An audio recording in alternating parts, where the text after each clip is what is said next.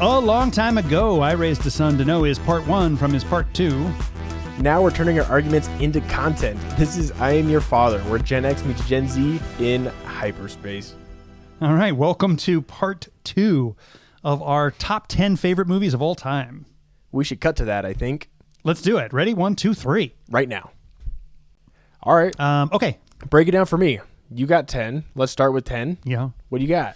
All right. Yeah, so my 10th is also on your list. Oh, okay. So I guess it's good to just get this one out of the way. But my number 10 is The Empire Strikes Back. And in some ways, I'm surprised that it's as low as it is on my list. But, a lot about this list kind of surprised me in terms of where I put certain things. But this one is definitely a nostalgic choice for me. I think it is, without doubt, the best of all the Star Wars films, as we discussed. But it's also really just encapsulates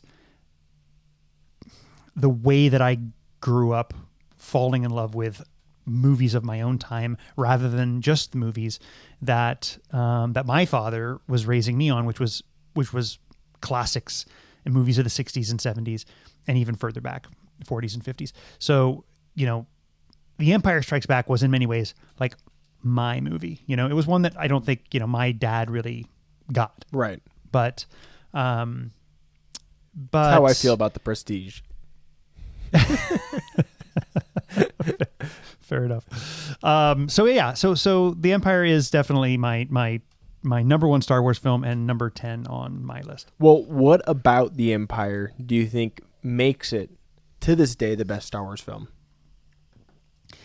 Yeah, I mean, in some ways, it can stand alone without A New Hope. Yeah. You could go right into Empire. It is so full. We touched on this earlier on your list, but the lore that it introduces us to, and the way it expands our understanding of this world is so expertly done. So many sequels try and build on what the original did and just give us a bunch of stuff we didn't need. This film does it in a beautiful way. We get introduced to some of the most iconic characters in all of Star Wars in this film. We get introduced to the Emperor. We get introduced to Yoda. Lando, maybe not super iconic, but pretty cool character. Definitely. Boba Fett. Yeah. And, right, I mean, the stakes are raised in such a remarkable way. In some ways, the first film is just like, the way that Obi-Wan dies is like, oh, did that really happen? What's going on there? But the way that the stakes are raised in Empire is so cool. Listen, this is a film neither directed nor written by George Lucas. He puts the story together, but he doesn't direct or write, and I think you can see it. Right. I think that Kasdan's script is amazing and really just this great filmmaker and writer breaking into the scene. I think that Irvin Kershner's direction gives the film a more mature feeling that A New Hope didn't have. And those two things together make lines like, scruffy-headed Nerf herder and things like that. Like it makes those things somehow work. Yeah. So with the combination of all these things, being introduced to these new characters that become so iconic, being introduced to new stakes, whether it's Han Solo getting frozen in carbonite and maybe dead, Luke's hand being cut off, the realization and the reveal that Darth Vader is his father. Today it's just table stakes, but it's really difficult to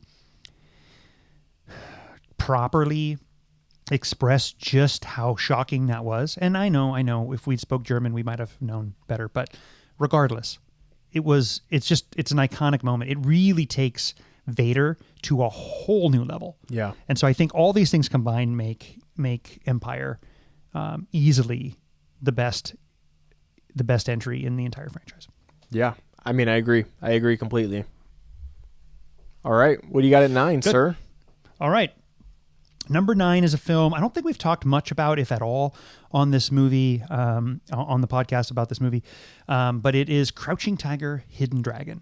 An all-time fave of mine. By the way, I believe this Sunday I'm going to get a chance to go see it in theaters. Oh, nice. It's releasing in AMC theaters this weekend as a 4K remaster.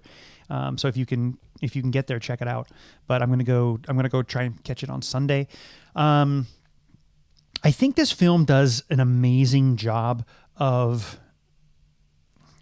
reinvigorating a film style or a genre, the kung fu and martial arts genre, that is so important and meaningful to the films of many nations in the world. Films of Hong Kong, the films of Japan, the films of Taiwan, others, like reintroducing American audiences in some way to this. It's beautifully acted. It's one of the most, it still stands up to me today as one of the most beautifully shot. The cinematography in this is absolutely amazing.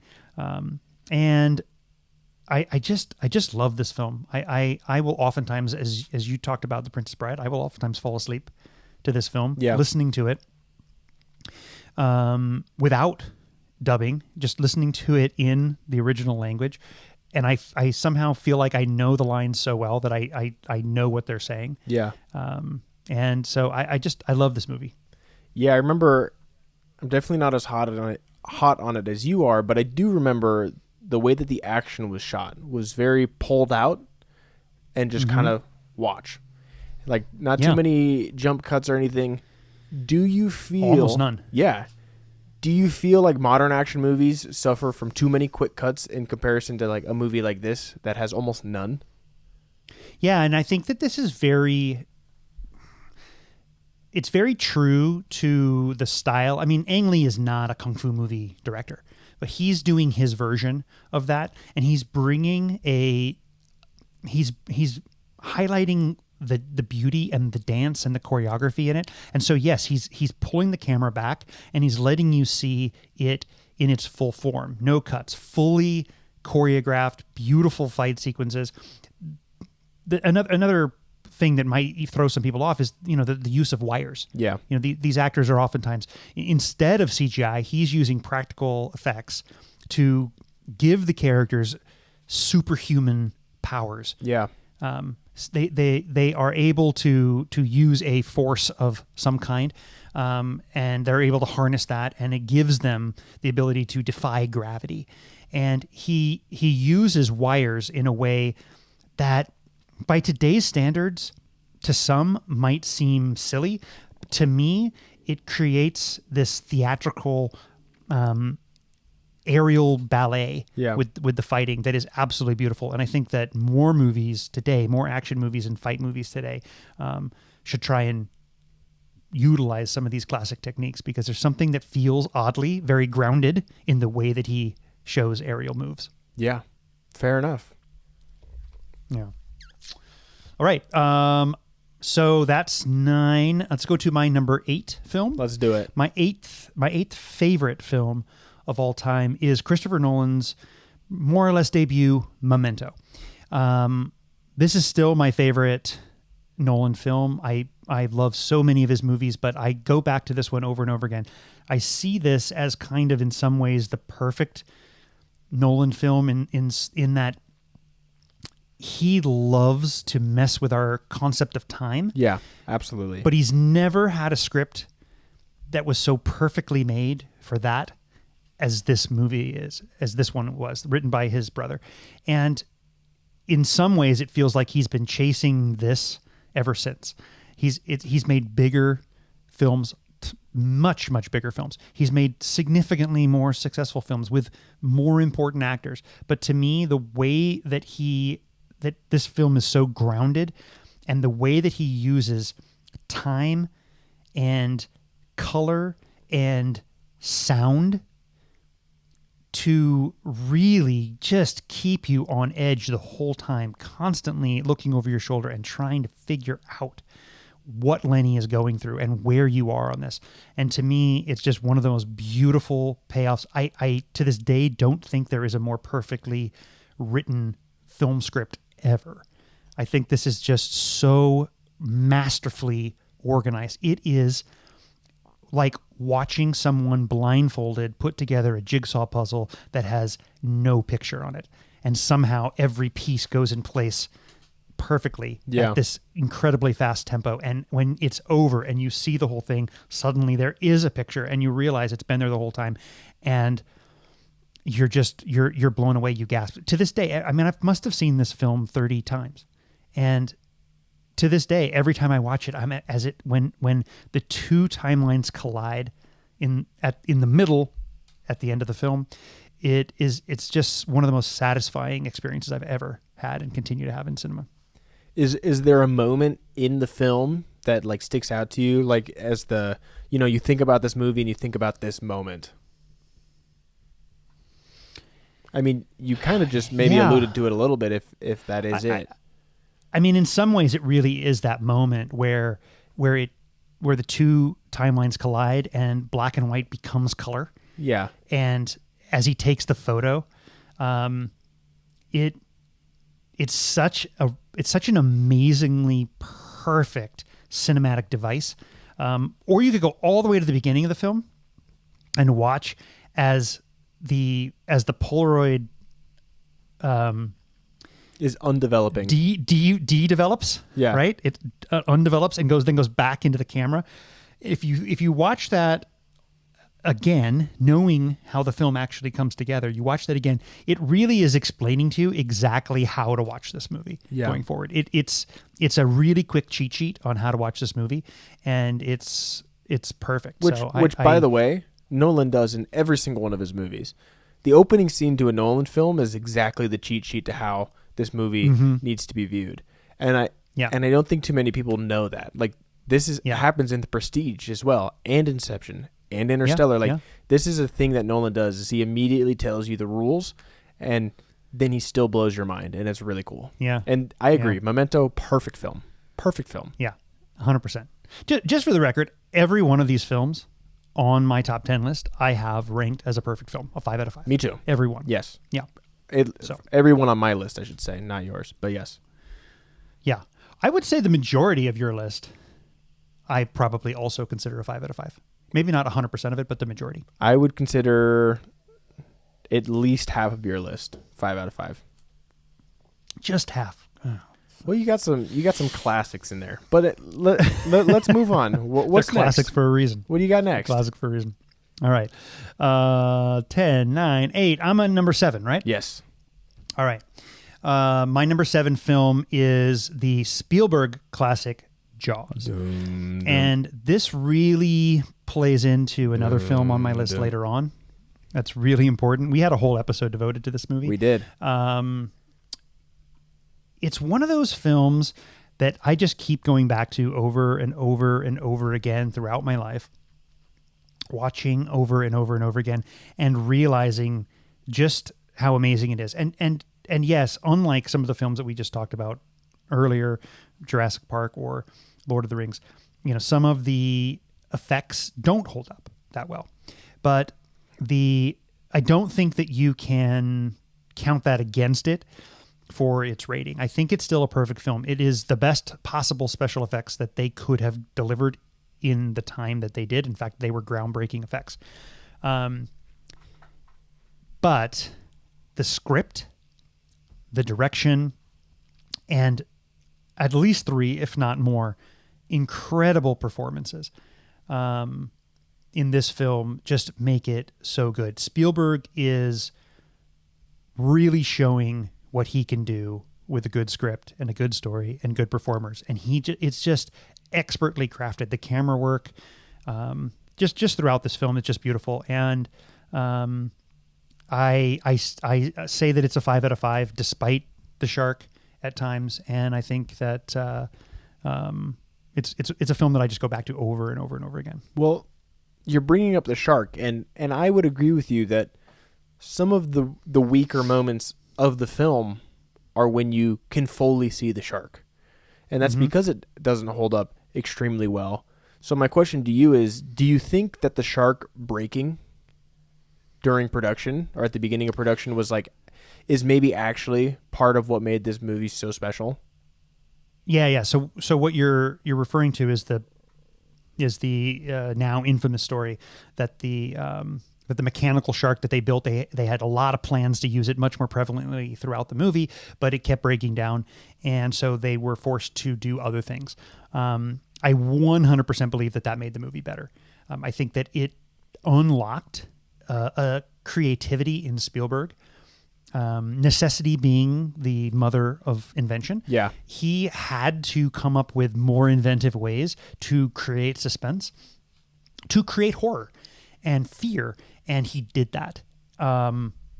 Somehow, knowing that my pool, or that my grandparents' pool that I grew up, living nearby and going to, I knew that wasn't the ocean and that no sharks lived there, but somehow the way that Spielberg put this movie together convinced me that I was going to be eaten by a great white shark in the pool.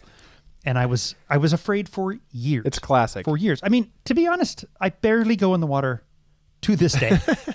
I love to be on the ocean. I love to be at the beach. I'm not a huge fan of getting in the water. That is so funny. I'm pretty sure Jaws is going to come up and get me, and we need a bigger boat. I can confirm this is true. I've only seen you in the ocean a few times in my whole life, so yeah. Didn't realize you were living in fear. It is. That's how pivotal this film is to me. That's incredible. Okay, There's are we on? There's a play out right now, by the way. Hold on. There's a play called, I think it's called The Shark is Broken. And somebody wrote a play about the making of Jaws. Wow. And actors are portraying Richard Dreyfuss and I'm going blank on the names of the other actors now. Robert Shaw, etc. And Spielberg, and it's about the making of the movie. I haven't seen it. I've heard it's really good, and I want to catch it. But right now, I think it's still kind of like in its early development, and so it's hitting like just small theaters. It hasn't made its way to Broadway or anything like that. That's interesting. Yeah. All right. Next on my list, this is number 6, I think, right? 6. We're straddling the middle. All right. 6. My 6th favorite film of all time is definitely a sentimental choice. It is Clue. And this is a film that I kind of thought we'd see on your list. Yeah. In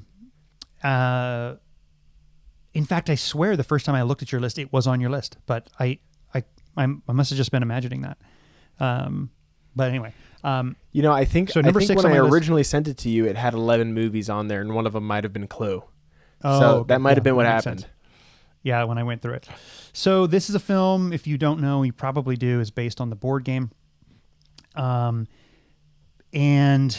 it's just kind of the perfect parody of Agatha Christie-esque, we're all locked in a house and someone's the murderer. Yeah. While somehow also being based on the game and the rules of the game at the same time. It's got an insane ensemble cast you just can't beat, between Tim Curry and Elaine Brennan. I'm looking at the list here. Madeline Kahn, Christopher Lloyd, Michael McKean, Martin Mull, Leslie Ann Warren.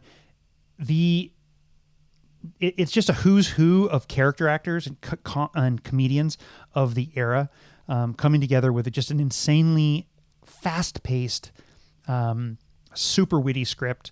It is at times legitimately terrifying. Yeah. And at times legitimately hilarious. Absolutely. And so I just love this. I love the gag of the 3 different endings. I wish that I'd been able to see it in theaters when it first came out. I was aware of it happening, but I wasn't able to go see it as a kid. But I have been able to go back since and see a revival showing with your sister. Yes, and I was jealous. And we got to see only one of the endings as it ended, because they were playing it just like they did in the original. So it was great. It was fantastic to see it in a theater finally after all these years. That's awesome. I'll say they adapted it into a play, which is not good in my opinion. I've seen a few productions of this play, and everyone has been pretty bad.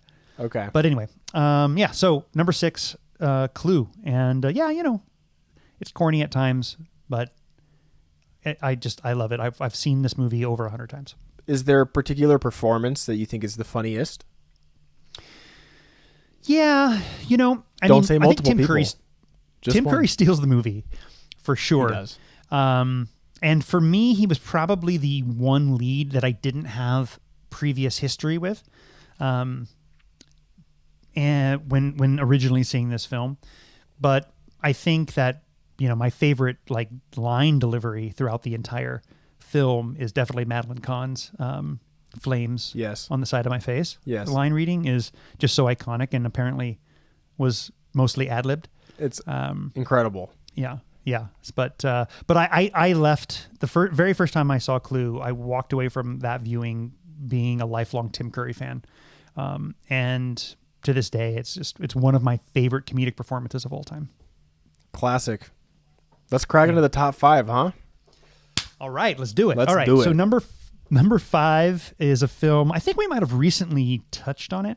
And if you saw Once Upon a Time in Hollywood, you saw Leonardo DiCaprio inserted into this movie. But my number 5 favorite movie of all time is John Sturgis's The Great Escape. World War II concentration camp or prisoner of war camp, really, movie that has an absolutely all-star cast, and is just to me a completely the perfect war movie of all time. Even though there's very little war in it, it takes place adjacent to World War II, but really tells an incredible story, a true story of heroism, and has really, to me, introduced me to so many of America's great actors from the 60s and 70s. So I know you've seen this film. I always go back to it. I've got the poster up here at the house. I think this is a perfect film, and really kind of introduced me to Sturgis in a lot of ways, who also did The Magnificent Seven as an example. And so many other great films. I'll ask you a similar question then, as I did earlier, and that would be, what's the scene from this movie that sticks out to you? Yeah. It's probably the moonshine sequence when Steve McQueen and James Garner and their other buddy who the actor's name I always forget. They the 4th of July is coming up, and they steal all of the potatoes from the camp, all the rations that the camp has for potatoes for food, and they spend several weeks making moonshine in homemade still hidden in one of the barracks. And they wake up early on the 4th of July, and they wake up a camp that is filled with mostly British soldiers. Yeah. And they celebrate the 4th of July. And the reason I think this stands out for me so much is that not only is it a really funny and fun scene or sequence of scenes, really, but with McQueen's comedic timing really showing off and Garner's comedic timing really showing off, and contrasting them with Richard Attenborough, who you know really well from Jurassic Park, and then the way the scene ends. I don't want to spoil it, in case anybody hasn't seen it. I'm sure plenty of our listeners have not seen this film, but they should. But the way that the scene ends, it goes from just this really lighthearted, fun moment, and then something happens that just rips the rug right out from under you, and you suddenly realize that the stakes, right when you least expected it, the stakes just got raised dramatically. It's a perfect moment of the film. I think it's roughly halfway point, but it's a really, really great film and a great scene. So that's my favorite moment, I think, in the movie. Good choice. Yeah. All right. What are we, 4? 4. All right. We're making some progress. All right. My number 4 film of all time, my favorite film of all time, is Miller's Crossing. I think we've talked about this before. This is a Coen Brothers film. It's an early Coen Brothers film, not the earliest, but I think it's maybe their 3rd film, maybe their 4th film. I think 3rd. I think for me it was the 2nd Coen Brothers movie that I ever watched. So I was late to the party. I was in college when Fargo came out. I went and saw Fargo. I thought it was incredible. I wanted to investigate the Coens more, and then I discovered that they had made a mobster movie.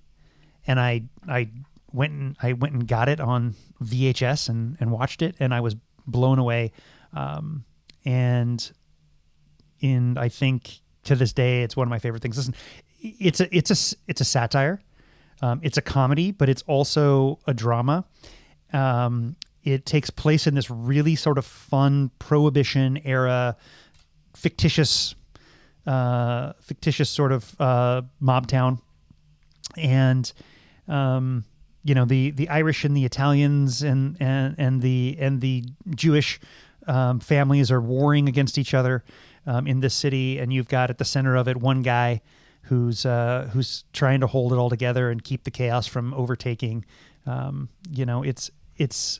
It's beautifully shot. Barry Sonnenfeld shoots this film later to become a good director himself, and I think it's really well written. It's got some great performances. So this is the first time the Coens have made my list. They're one of my favorite directors as a pair. I like them as a pair, but I think this is still my favorite Coen Brothers films. And you can maybe sort of see a pattern here. I tend to like some of the earliest films from a great director. I think they're still really more adventurous sometimes in their earlier days. Yeah. Because they've got nothing to lose. Right. So yeah, Miller's Crossing for me is a perfect 10 out of 10, 5 out of 5 mob movie, and it's a lot of fun. Good choice. We got top 3 now. Okay. All right. I'm going to go back to the classics again here. I'm going to go with number 3, Casablanca. Okay. Humphrey Bogart, Ingrid Bergman. Not only are you getting an iconic performance from Bogart, an iconic performance from Claude Rains as well, and some other really good performances throughout. But to me, I think this script is, and the way that this film is shot and edited is very tight. And a lot of times when people go back and they watch movies from that era, movies from the 40s or 50s, people your age or younger will watch these films and they will say to themselves, it's too slow for me. And I get that. I get that critique based on what we're used to seeing now. These movies can be really slow, but to me, Casablanca is paced really, really well. And the dialogue is so sharp and witty throughout.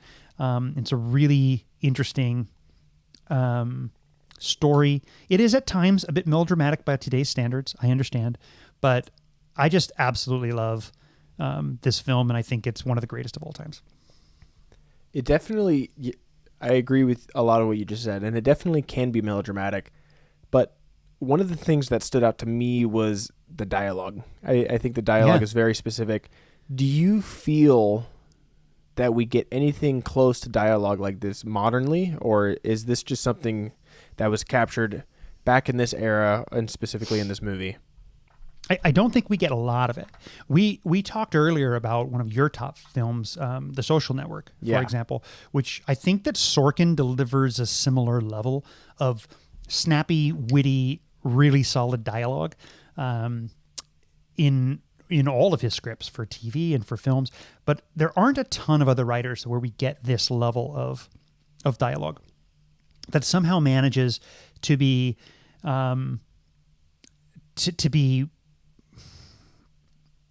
like it manages to be expositional is what I mean. It helps further the story along while also simultaneously making us laugh or telling us more about the character or their mood, but provides that exposition that we need. And we don't get a lot of that in today's world. There's a good example also where there are times when this film relies on certain aspects of exposition, but also simultaneously calls attention to the trope. At one point, the Nazis are sitting down with Rick, Humphrey Bogart's character, and they're opening up a dossier that they have on him, and they're telling us as the audience backstory about him. We've all seen this a million times, and it's clunky most of the time, right? When it's like so and so, age whatever, from this place, did these amazing things, right? But it was clunky even back then, to the point where Humphrey Bogart's character reaches out, takes the book out of his hands, opens it up, and really sarcastically says, "Are my eyes really blue?" And they're calling attention to the trope in a way that just it lets it out. Get out of jail free right there with such really great dialogue and pointing out. So that's riddled throughout the movie. There's so many great, reputable, repeatable lines. Definitely. I don't know if they're reputable now that I said that out loud. Are they reputable? I think I just misspoke. You may They're have. repeatable. Yeah. There you go. Well, that's 3. I'm dying to know That's what 3. you got in 2 and 1. So We got 2 left. Okay. For number 2, see, I'm kind of tempted to cheat the way you did here, because I think you can see over my shoulder, one of those shoulders. other one. No, There well, you there's go. this shoulder here. Yeah, the poster for The Godfather Part 2. I put down on my list The Godfather. To me, The Godfather and The Godfather 2 are one really beautiful continuous movie. I'm an apologist for 3, but really 1 and 2 are kind of hold this singular place for me. I can't on any given day decide which I prefer more. I oftentimes say that 2 is the better film, but I think maybe 1 is my favorite Okay. of the 3, or more specifically of the 2. So I have Francis Ford Coppola's The Godfather here on number 1. It's a perfect movie. I think it has everything that you want. This is another mafia film. I love films about the mafia. And this one is kind of the opposite of Miller's Crossing. It definitely is not satirical in any way, but it manages to be sincere in a way that doesn't read false in any way. It's truly an American saga, and it's truly a saga about immigrants, which is I think oftentimes forgotten and sort of maybe even strange to say out loud, considering that these are Italian immigrants. But at the time that this film was made, and even more so at the time that this film depicts, Italian immigrants were treated much like immigrants from many other countries and cultures are today in our society. And so it's an immigrant story. It's an American story. It's a mafia story. And I think it is arguably the best movie ever made. It is an absolute masterpiece. Yeah, so I just watched it for the 3rd time probably, and that was the first time that I really was like, yeah, this is a perfect movie. Yeah. So my question for you is, do you find it unreasonable that it might be harder for younger audiences to connect with this movie? Is it unreasonable? I mean, in so many ways, we've rotted the brains of our youth with social media, with the social network, and my own brain has been rotted by it as well. We tongue in cheek just talk about it. We just say it's brain rot, and so I understand why films that take their time and don't hold your hand and require focused listening and thought are not necessarily going to play as well as a TikTok video might. But I think that there are intelligent people in this world of all ages. There are intelligent teenagers and intelligent kids in their 20s like yourself. And you guys can still appreciate that. But you have to make an effort. You have to sit down and say, I'm going to watch this movie. I'm going to put my phone down. I'm not going to scroll while this happens. And when you do, maybe it takes you 3 times, but you put in the work, son. You went after this movie 3 times, and on the 3rd viewing, you realized that it was a perfect film by your own. This is the first time I've heard that story. I know you liked the film before, but but certain films reward rewatch in a really fantastic way, and this is one of those. It's amazing the first time you see it. It's even better the second time, and it's perfect the 3rd time. So I hope that a younger generation can continue to go back to this. There was very recently a limited series made about the making of The Godfather, which I would encourage you to watch. I think it's called The Offer, and it was on AMC, I think, or HBO. I can't remember which, but check out The Offer. Okay. I think it's maybe 3 or 4 episodes max. It's pretty easy to get through. It's really interesting to see the behind the scenes, and this is obviously this is a historical fiction. It's not a documentary about it. So it's actors playing the parts and talking through it. But it's super interesting to see the drama that led to this masterpiece. Okay. I will check that out. Yeah. What's your number 1, dude? my number one favorite film of all time is Alien. Yeah, when I was younger, I definitely believed that Aliens was the better movie. It's not. But you're right, it's not. But as I matured and as I began to really watch the films as films, it's very clearly Ridley Scott's Alien. And not only do I think it is the best Alien film of all time, it is my favorite film of all time, and I believe it is the best science fiction movie of all time. And because it is the perfect blending of what works in a horror film and moving it into science fiction. And we talked about Jaws earlier. It's the same thing there. Jaws is a horror film. It is a masked serial killer stalking victims, just pushed into a different genre. And the same thing is true of Alien. Alien is so much more about Ripley and the rest of the crew, Dallas and everyone else. And the fact that Scott takes his time, the fact that Scott doesn't use music to keep the pacing going, that he allows silence to fill these hollow hallways, that he allows fear to really build throughout. It's an absolute masterclass in filmmaking, both science fiction and horror, and I think it is without doubt my favorite film of all time. So to touch on what you just said, do you think it works better as a science fiction or a horror movie? I mean, I just said that it's the best science fiction movie of all time. It's hard for me to say it's the best horror movie of all time because I'm without doubt not a horror movie connoisseur. Yeah.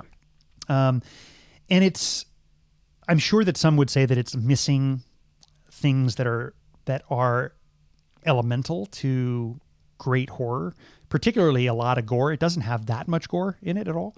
So I'm going to say science fiction. I think it is better as a science fiction movie, but one of the things that I think works best in cinema is when someone can juxtapose two genres or take what works really well in one genre and put it into another, if you don't know what juxtapose means. And that's what Scott does here so perfectly. So there may be better examples of horror movies out there, but because he makes a horror movie in space and disguises it as science fiction, it becomes, for me, the perfect science fiction film. Yeah, I couldn't agree with you more. This was one of the hardest ones to leave off my list. And the main reason I was okay with it was because I knew it was going to be high on yours.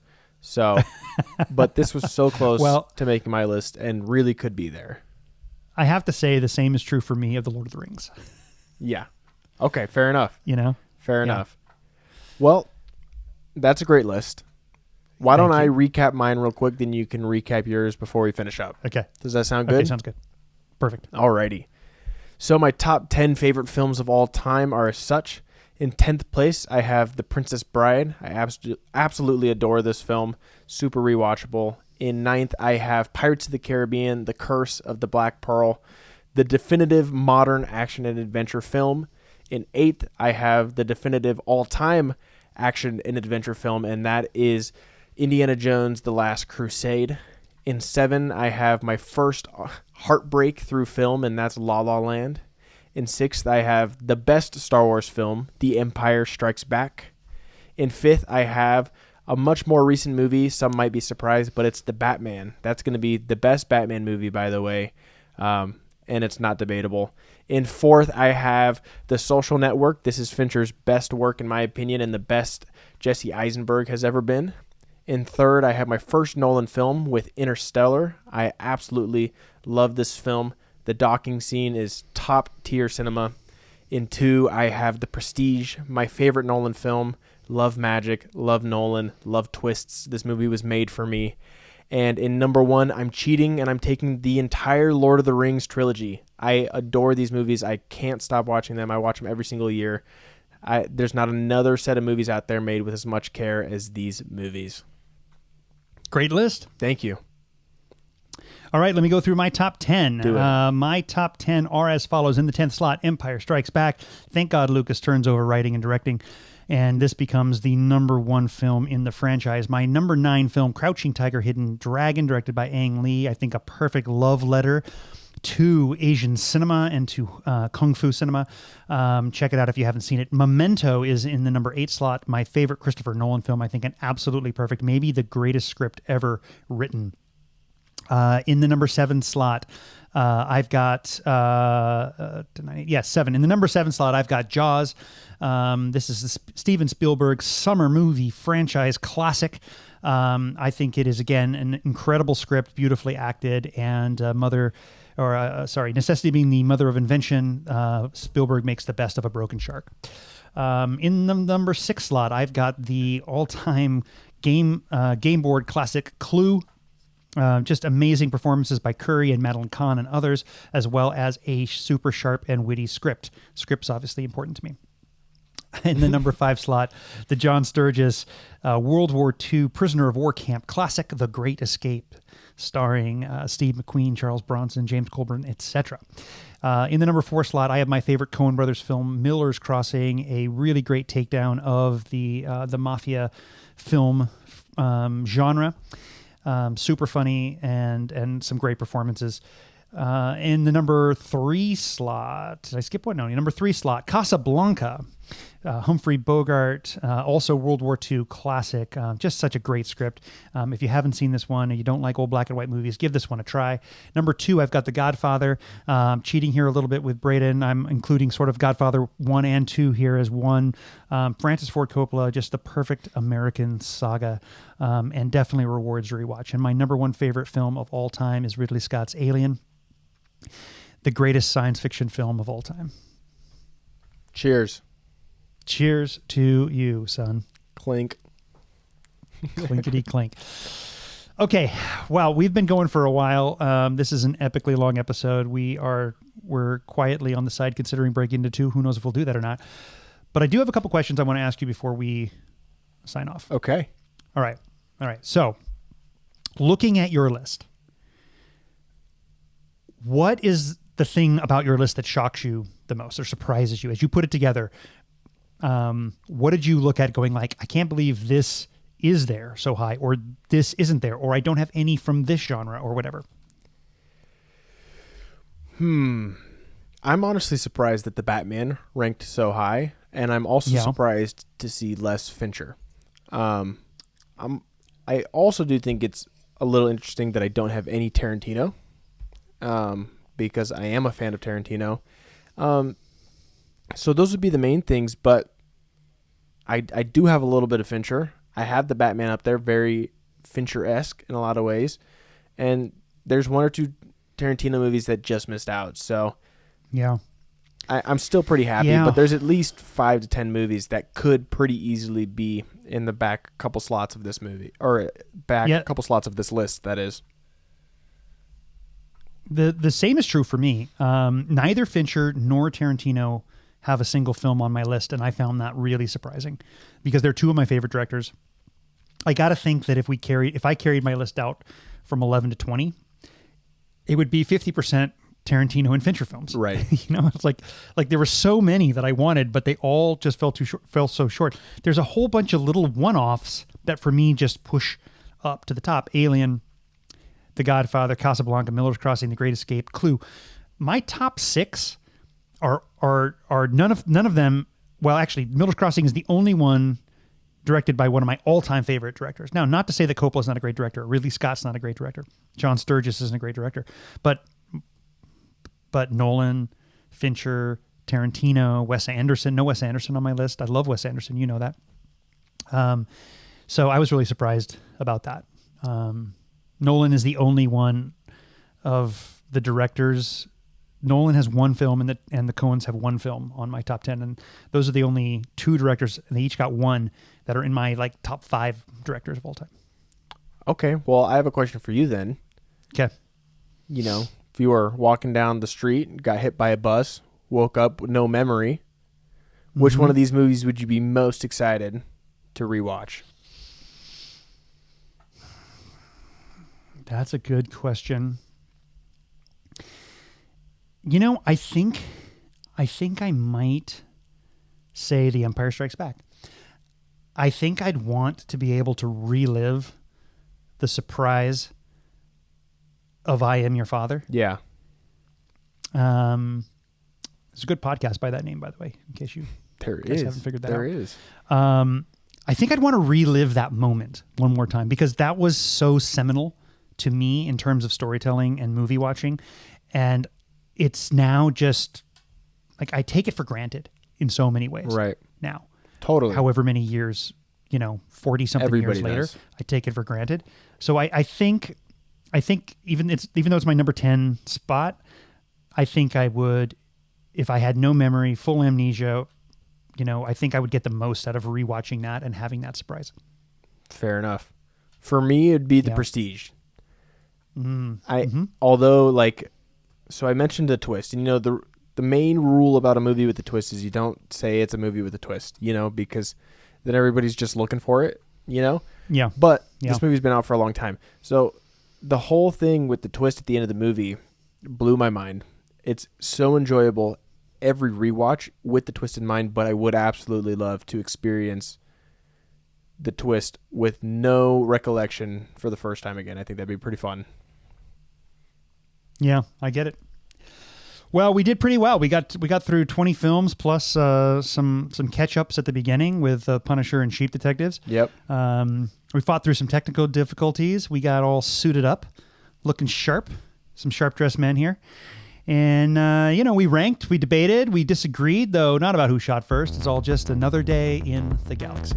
So whether you're Gen X, Gen Z, or somewhere lost in the timeline, please continue to listen, like, share, and subscribe to I Am Your Father. Until the next episode, remember that with great power comes a great second breakfast, but winter is also coming, so may the Force live long and prosper. No, that's impossible.